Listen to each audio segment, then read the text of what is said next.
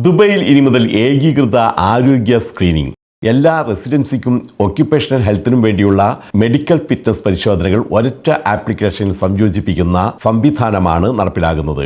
ഇതിലൂടെ smart ഡീറ്റർ platform വഴി ആരോഗ്യ പരിശോധനകൾക്ക് അപേക്ഷിക്കാൻ കഴിയും. മെഡിക്കൽ സ്ക്രീനിംഗ് ഒറ്റ സന്ദർശനത്തിൽ തന്നെ പൂർത്തിയാക്കാൻ കഴിയുന്ന യൂണിഫൈഡ് ഹെൽത്ത് സ്ക്രീനിംഗ് സംരംഭത്തിന്റെ ഭാഗമാണ് ഇത്.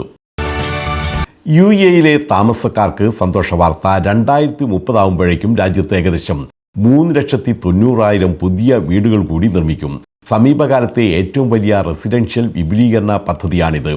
ആൽപൻ GCC റിയൽ എസ്റ്റേറ്റ് റിപ്പോർട്ട് അനുസരിച്ച് രാജ്യത്തെ റെസിഡൻഷ്യൽ സ്റ്റോക്ക് ഏകദേശം 10.8 ലക്ഷം യൂണിറ്റുകളിൽ നിന്ന് 2030 അവസാനത്തോടെ 14.7 ലക്ഷം യൂണിറ്റുകളായി ഉയരും.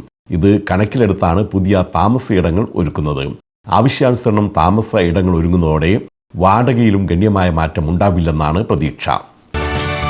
റംസാനിൽ UAEയിൽ വിപുലമായ പരിപാടികളും പദ്ധതികളും. രാജ്യത്ത് പുതുതായി 66 പള്ളികൾ കൂടി തുറക്കും. 20 അന്താരാഷ്ട്ര പണ്ഡിതർ അതിഥികളായി രാജ്യത്തെത്തും. വിവിധ പ്രദേശങ്ങളിൽ റംസാൻ സൂക്കുകളും ഒരുങ്ങിയിട്ടുണ്ട്. സൗദിയിൽ പുതിയ നഗരം.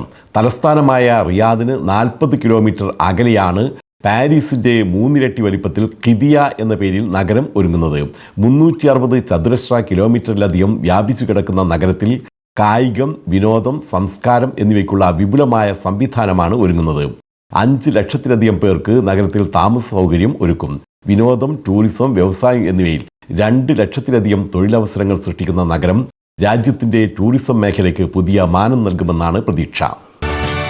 ചാവക്കാട് തെക്കൻ പാലയൂരിലെ പരേതനായ കണ്ണൻകിലാത്ത് കൊച്ചു മുഹമ്മദിന്റെ ഭാര്യ നഫീസ അന്തരിച്ചു. KK മാൾ ഉടമ മുജീബ് റഹ്മാൻ അടക്കം 7 മക്കളുണ്ട്. കബറടക്കം ഇന്ന് രാവിലെ ചിറക്കൽ ജുമാ മസ്ജിദ് ഖബർസ്ഥാനിൽ നടന്നു.